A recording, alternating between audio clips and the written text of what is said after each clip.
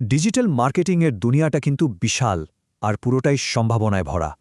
চলুন এই আলোচনাতে আমরা একটু খতিয়ে দেখি কিভাবে এই ডিজিটাল মার্কেটিং ঘরে বসে আয় করার জন্য একটা দারুণ কেরিয়ারের পথ হতে পারে। তো চলুন একদম গোড়ার প্রশ্নটা দিয়েই শুরু করা যাক, যেটা হয়তো অনেকের মাথাতেই ঘুরছে। যারা ঠিক অফিসের ধরাবাঁধা নিয়মে চলতে চান না বা ঘর থেকে একটা ভালো আয়ের পথ খুঁজছেন, তাদের জন্য ডিজিটাল মার্কেটিং আসলে কতটা কাজের? ঠিক আছে, তাহলে ব্যাপারটা একটু ভেঙে বলা যাক। ডিজিটাল মার্কেটিং থেকে আয় করার কিন্তু মূলত দুটো খুব স্মার্ট রাস্তা আছে। আমরা এখন এই দুটো পথ নিয়েই কথা বলবো। তো প্রথম যে রাস্তাটা সেটা হলো ফ্রিল্যান্সিং। মানে এখানে বিভিন্ন অনলাইন প্ল্যাটফর্ম ব্যবহার করে আপনি কিন্তু সারা দুনিয়ার ক্লায়েন্টদের জন্য কাজ করতে পারেন। ভাবুন তো একবার, বাংলাদেশে বসেই হয়তো আমেরিকার কোনো কোম্পানির জন্য ফেসবুক অ্যাড বানিয়ে দিচ্ছেন আর পেমেন্ট নিচ্ছেন ডলারে।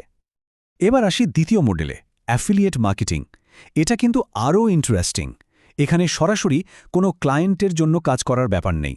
আপনি শুধু বড় বড় কোম্পানির প্রোডাক্ট প্রমোট করবেন, ধরুন আপনার ব্লগে বা সোশ্যাল মিডিয়াতে, আর আপনার দেওয়া লিঙ্ক থেকে যখনই কোনো সেল হবে আপনি একটা কমিশন পেয়ে যাবেন। নিজের কোনো প্রোডাক্ট বা ডেলিভারির কোনো ঝামেলাই নেই। এই দুটোর মধ্যে আসল পার্থক্যটা কিন্তু একদম পরিষ্কার। দেখুন, ফ্রিল্যান্সিং মানে হলো আপনি ক্লায়েন্টকে সার্ভিস দিচ্ছেন, আর অ্যাফিলিয়েট মার্কেটিং মানে হলো আপনি নিজের জন্য একটা আয়ের সিস্টেম তৈরি করছেন। দুটো পথেরই অসংখ্য সম্ভাবনা, কিন্তু কাজের ধরনটা একেবারে আলাদা। কিন্তু প্রশ্ন হলো, শুরুটা হবে কিভাবে? মজার ব্যাপার হলো, অনেকেই হয়তো জানেন না যে তাদের ভেতরেই এমন কিছু স্কিল বা দক্ষতা অলরেডি আছে যা দিয়ে ডিজিটাল মার্কেটিংয়ের দুনিয়ায় তারা অনেকটাই এগিয়ে থাকতে পারেন। তো এখান থেকেই একটা খুব কমন প্রশ্ন উঠে আসে, আমি তো শুধু ক্যানভা দিয়ে একটু আধটু ডিজাইন করতে পারি। এই ছোটোখাটো স্কিল কি ডিজিটাল মার্কেটিংয়ের মতো এত বড় একটা ফিল্ডে সত্যি কোনো কাজে আসবে? আর এর উত্তরটা হলো ১০০ বার। আপনি যদি এটা পারেন তাহলে তো আপনি অলরেডি অনেকের চেয়ে এক ধাপ এগিয়ে আছেন। কারণ ডিজিটাল দুনিয়ায় ভালো ডিজাইনের, ভালো ভিজুয়াল কন্টেন্টের চাহিদা এখন তুঙ্গে। এখন কথা হলো, লোগো ডিজাইন বা সোশ্যাল মিডিয়ার পোস্ট বানানোর মতো স্কিলগুলো এতটা জরুরি কেন? কারণটা খুব সোজা। অনলাইনে মানুষ কিন্তু কোনো লেখা পড়ার আগে সেটার ছবি বা ডিজাইনটা দেখে। একটা সুন্দর ডিজাইন না থাকলে অনেক ভালো কন্টেন্টও কিন্তু মানুষের চোখেই পড়ে না। আচ্ছা, এবার এমন একটা টপিকে আসা যাক যা নিয়ে এখন সবার মধ্যেই বেশ টেনশন কাজ করে, আর সেটা হলো আর্টিফিশিয়াল ইন্টেলিজেন্স বা এআই এর ভূমিকা।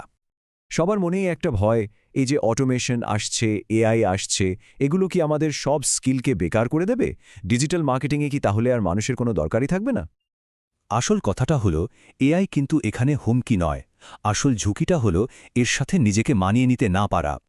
এআই আপনার চাকরিটা নেবে না, কিন্তু যে মানুষটা এআই ব্যবহার করতে শিখে গেছে সে হয়তো আপনার থেকে কয়েক কদম এগিয়ে যাবে। সুতরাং এআইকে প্রতিযোগী ভাবার কোনো কারণে নেই, বরং ওকে নিজের একজন পাওয়ারফুল অ্যাসিস্ট্যান্ট হিসেবে ভাবতে হবে। এটা মানুষের দক্ষতাকে শেষ করতে আসেনি, বরং সেই দক্ষতাকে আরও বাড়িয়ে তোলার জন্য এসেছে। একটা উদাহরণ দিই, ধরুন এখন চ্যাট জিপিটি বা জেমিনির মতো টুল ব্যবহার করে কয়েক মিনিটের মধ্যে একটা ফেসবুক অ্যাডের স্ক্রিপ্ট বা পুরো ১ মাসের কন্টেন্ট প্ল্যান তৈরি করে ফেলা যায়। মানে যে কাজটা করতে আগে ঘন্টার পর ঘন্টা লেগে যেত, এখন সেটা ১০ গুণ দ্রুত করা সম্ভব। বেশ, এ তো সব তো বোঝা গেল, কিন্তু একদম শেষে যে প্রশ্নটা আসে সেটা হলো, খুব বেশি টাকা পয়সা খরচ না করে এই জগতে ঢোকা যাবে কিভাবে? আচ্ছা, একটা খুব কমন ভুল ধারণা এবার ভাঙা যাক। এই কাজটা শুরু করার জন্য কিন্তু কোনো দামি ল্যাপটপ বা লেটেস্ট মডেলের আইফোনের কোনোই দরকার নেই। একটা সাধারণ কাজ চালানোর মতো ল্যাপটপ আর একটা ভালো ইন্টারনেট কানেকশন থাকলেই যথেষ্ট। কারণ এখানে আসল ইনভেস্টমেন্টটা কিন্তু টাকা পয়সা নয়, এটা হলো মানসিকতার। সবচেয়ে বেশি যেটা দরকার সেটা হলো শেখার একটা ইচ্ছা আর ধৈর্য ধরে লেগে থাকার মতো মন মানসিকতা। তাহলে যারা একদম নতুন শুরু করতে চান তাদের জন্য রাস্তাটা কিন্তু বেশ সহজ। প্রথমে বিভিন্ন ফ্রি কোর্স করে বেসিকটা ভালোভাবে শিখে নিন, আর তারপর কন্টিনিউয়াসলি শিখতে থাকুন, কারণ এই জগৎটা কিন্তু প্রতিদিন পাল্টাচ্ছে। আর এই শেখার কাজটা আরও সহজ করার জন্য কিছু অসাধারণ ফ্রি রিসোর্স আছে। যেমন ধরুন, গুগলের নিজেরই একটা প্ল্যাটফর্ম আছে, ডিজিটাল গ্যারেজ নামে। ওখান থেকে কোর্স করলে একটা সার্টিফিকেটও পাওয়া যায়। এছাড়া ইউটিউবেও দারুণ সব চ্যানেল রয়েছে। তো এই যে এতগুলো পথ, এত টুলস আর অফুরন্ত সম্ভাবনা, সবটা জানার পর শেষ প্রশ্নটা কিন্তু যার যার নিজের কাছে। ফ্রিল্যান্সিং করে অন্যের জন্য কাজ করা, নাকি অ্যাফিলিয়েট মার্কেটিং দিয়ে নিজের বিজনেস তৈরি করা? এই ডিজিটাল দুনিয়ায় আপনার যাত্রাটা কোন দিকে যাবে?